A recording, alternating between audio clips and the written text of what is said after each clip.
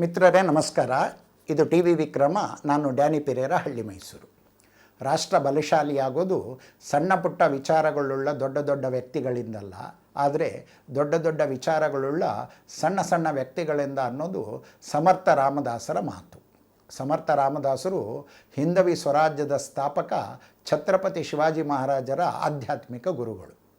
ಅವರ ಆದೇಶದ ಪ್ರಕಾರ ಸ್ವರಾಜ್ಯದ ಪರಿಕಲ್ಪನೆ ಪೂರ್ಣಗೊಳಿಸಲಿಕ್ಕೆ ಶಿವಾಜಿ ಮಹಾರಾಜರು ಕಟಿಬದ್ಧರಾಗಿದ್ದಂಥ ಕಥೆ ಇತಿಹಾಸ ಗುರುತಿಸಿರ್ತಕ್ಕಂಥ ಸುವರ್ಣ ಅಧ್ಯಾಯ.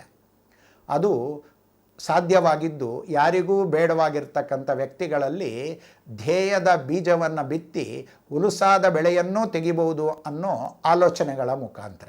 ಅಂಥ ಒಂದು ಸಾಧನೆ ಸಾಧಿತವಾಗಿದ್ದು ಸಾಮಾನ್ಯರಲ್ಲಿ ಸಾಮಾನ್ಯರಿಂದಲೇ. ಶಿವಾಜಿಯ ಧರ್ಮರಕ್ಷಣೆ ಸಾಧಿಸುವುದರಲ್ಲಿ ಜೊತೆಯಾಗಿದ್ದವರು ಉಡ್ಲಿಕ್ಕೆ ಬಟ್ಟೆ ಇಲ್ಲದ, ಉಣ್ಲಿಕ್ಕೆ ಸರಿಯಾಗಿ ಆಹಾರವಿಲ್ಲದ ಬಡ ಮಾವಳಿಗ ಕಾಡು ಜನ. ಪರಕೀಯರ ದುರಾಕ್ರಮಣ ಕೊನೆಗೊಳಿಸಬೇಕು, ಈ ದೇಶದ ಧರ್ಮ ಸಂಸ್ಕೃತಿಯನ್ನು ಕಾಪಾಡಬೇಕು ಅಂತ ಹೇಳ್ತಕ್ಕಂಥ ಶಪಥದ ಜೊತೆಗೆ ಶಿವಾಜಿಯೊಂದಿಗೆ ಜೊತೆಯಾದವರು ಈ ನಿರಕ್ಷರ ಕುಕ್ಷಿಗಳು. ಶಿವಾಜಿಯವರಿಗೆ ಧರ್ಮರಕ್ಷಣೆಯ ಶಿಕ್ಷಣ ಸಂಸ್ಕಾರವನ್ನು ಕೊಡ್ತಾನೆ. ಅದೊಂದು ದಿನ ಶಿವಾಜಿ ಬಿಜಾಪುರದ ಸುಲ್ತಾನರು ನಿರ್ಲಕ್ಷ್ಯ ಮಾಡಿರ್ತಕ್ಕಂಥ ರಕ್ಷಣಾ ದೃಷ್ಟಿಯಿಂದ ಮಹತ್ತರವಾಗಿರ್ತಕ್ಕಂಥ ಕೋಟೆಯೊಂದರ ಮೇಲೆ ತನ್ನ ಮಿತ್ರವೃಂದ ಮಾವಳಿ ಪೋರರ ಸಹಾಯದಿಂದ ಒಂದು ಹನಿ ರಕ್ತ ಹರಿಸದೆ ಆ ಕೋಟೆಯನ್ನು ಶಿವಾಜಿ ಸಾಮ್ರಾಜ್ಯದ ಕೋಟೆಯನ್ನಾಗಿಸಿ ಅದಕ್ಕೆ ತೋರಣಗಡ ಅಂತ ಹೆಸರಿಡ್ತಾನೆ. ಸಾಕ್ಷಾತ್ ಅದು ಅವನ ಕನಸಿನ ಸ್ವರಾಜ್ಯಕ್ಕಿಟ್ಟ ತೋರಣವೇ ಆಗಿತ್ತು. ಅದರ ಮೇಲೆ ಭಗವಧ್ವಜ ರಾರಾಜಿಸ್ತು. ಆ ದುರ್ಗಮ ಕೋಟೆಯನ್ನು ದುರಸ್ತಿ ಮಾಡುವಾಗ ಅಲ್ಲಿದ್ದ ಮಾವಳಿ ಪೋರರಿಗೆ ಸಿಕ್ಕಿದ್ದು ಹಣದ ರಾಶಿಯ ಕೊಬ್ಬರಿಕೆಗಳು. ಅದನ್ನು ಕಂಡ ಆ ತರುಣರಿಗೆ ಕಿಂಚಿತ್ತೂ ಹಣದ ಆಸೆ ಮೂಡಲಿಲ್ಲ. ತಮಗೆ ಸಿಕ್ಕಂಥ ಹಣ ಯಾರೂ ನೋಡಲಿಲ್ಲ, ಅದನ್ನು ನಾವು ಸ್ವಂತಕ್ಕೆ ಬಳಸಿದರೆ ಯಾರಿಗೂ ಗೊತ್ತಾಗಲ್ಲ ಅನ್ನೋ ಕಲ್ಪನೆಯೇ ಅವರಿಗೆ ಬರಲಿಲ್ಲ. ಅವರೊಳಗೆ ಮೂಡಿದ್ದು ಒಂದೇ, ಏನಂತ ಹೇಳಿದರೆ ಇದು ಮಹಾದೇವನಿಗೆ ಸೇರಿದ ಹಣ, ಅದು ಅವನ ಕಾರ್ಯಕ್ಕೆ ಮೀಸಲಾಗಬೇಕು. ತಮ್ಮ ಪಾಲಿಗೆ ಒಣ ರೊಟ್ಟಿ, ನದಿಯ ನೀರು, ಮರದ ನೆರಳು ಮತ್ತು ಶಿವಾಜಿಯ ಒಡನಾಟ ಇಷ್ಟು ಸಾಕು ಅಂತೇಳಿ ಅವರು ನಂಬಿದರು. ಇಷ್ಟರಲ್ಲಿ ಅವರಿಗೆ ಸಂತೃಪ್ತಿ ಇತ್ತು. ಅವರೆಲ್ಲ ಓದು ಬರಹ ಬರದ ನಿರಕ್ಷರಿಗಳು, ಆದರೆ ಸಂಸ್ಕಾರದಲ್ಲಿ ಅವರು ವಿದ್ಯಾವಂತರು. ಇಂಥ ಉತ್ಕೃಷ್ಟ ಆಲೋಚನೆಗಳನ್ನು ಶಿವಾಜಿ ಅವರಿಗೆ ಕಲಿಸಿದ್ದ. ಹೌದು, ಇದು ಇತಿಹಾಸ, ಆದರೆ ವರ್ತಮಾನಕ್ಕೆ ಕೊಡಬೇಕಾದ ಶಿಕ್ಷಣದ ಸಂಸ್ಕಾರದ ಮಾದರಿ. ಆದರೆ ದುರ್ದೈವ, ಇಂದಿನ ಸುಶಿಕ್ಷಿತ ಸಮಾಜದಲ್ಲಿ ಹೆಚ್ಚು ಓದಿದವ ಹೆಚ್ಚು ಮೋಸ ಮಾಡ್ತಾನೆ ಅನ್ನೋ ನಿಷ್ಕರ್ಷಕ್ಕೆ ಬರುವ ಕಾಲಘಟ್ಟದಲ್ಲಿ ನಾವಿರುವಾಗ ಯಾವ ಶಾಲಾ ಕಾಲೇಜುಗಳು ಕಲಿಸಲು ಸಾಧ್ಯವಾಗಿರ್ತಕ್ಕಂಥ ನೈತಿಕ ಮೇರುಮಟ್ಟದ ಶಿಕ್ಷಣವನ್ನು ಶಿವಾಜಿ ಆ ಕಾಡು ಜನರಿಗೆ ಕಲಿಸಿದ್ದ ಅನ್ನೋದು ಪ್ರಸ್ತುತ ಕಾಲಮಾನದ ಸೋಜಿಗ.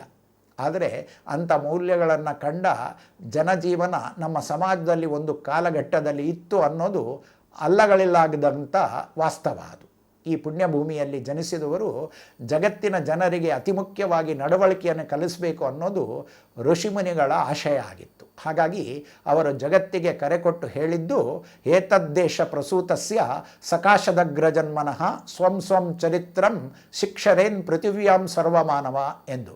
ಆದರೆ ಜಗತ್ತಿನ ಮೌಲ್ಯಗಳ ಗಣಿಯಾಗಿದ್ದ ಭಾರತ ಕಾಲಾಂತರದಲ್ಲಿ ಅದೇ ಮೌಲ್ಯಗಳಿಂದ ದೂರವಾಗಿದ್ದು ಮಾತ್ರ ವಿಪರ್ಯಾಸ.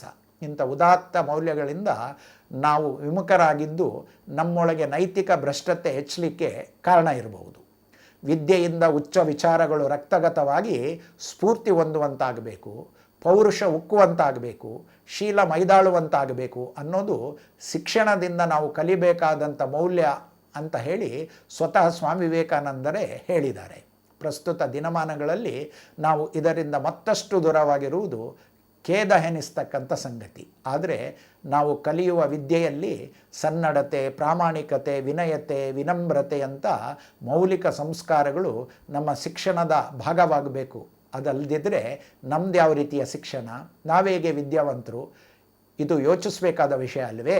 ಬಂಧುಗಳೇ, ಇಲ್ಲಿಗೆ ಈ ಸಂಚಿಕೆ ಮುಗಿಸ್ತಾ ಇದ್ದೇನೆ. ಮುಂದೆ ಹೊಸ ವಿಷಯದೊಂದಿಗೆ ಮತ್ತೆ ಭೇಟಿಯಾಗೋಣ. ಅಲ್ಲಿವರೆಗೂ ನಮಸ್ಕಾರ. ಒಂದೇ ಮಾತರಂ. ಟಿವಿ ವಿಕ್ರಮ, ದೇಶ ನಿಮ್ಮ ಕೈಯಲ್ಲಿ. ಈ ಕಾರ್ಯಕ್ರಮ ನಿಮಗೆ ಇಷ್ಟ ಆಗಿದ್ದಲ್ಲಿ ಲೈಕ್, ಶೇರ್ ಹಾಗೂ ಕಮೆಂಟ್ ಮಾಡಿ. ಟಿವಿ ವಿಕ್ರಮದ ಕಾರ್ಯಕ್ರಮಗಳನ್ನು ನಿರಂತರವಾಗಿ ವೀಕ್ಷಿಸಲು ಸಬ್ಸ್ಕ್ರೈಬ್ ಮಾಡಿ, ಬೆಲ್ ಐಕನ್ ಒತ್ತಿ.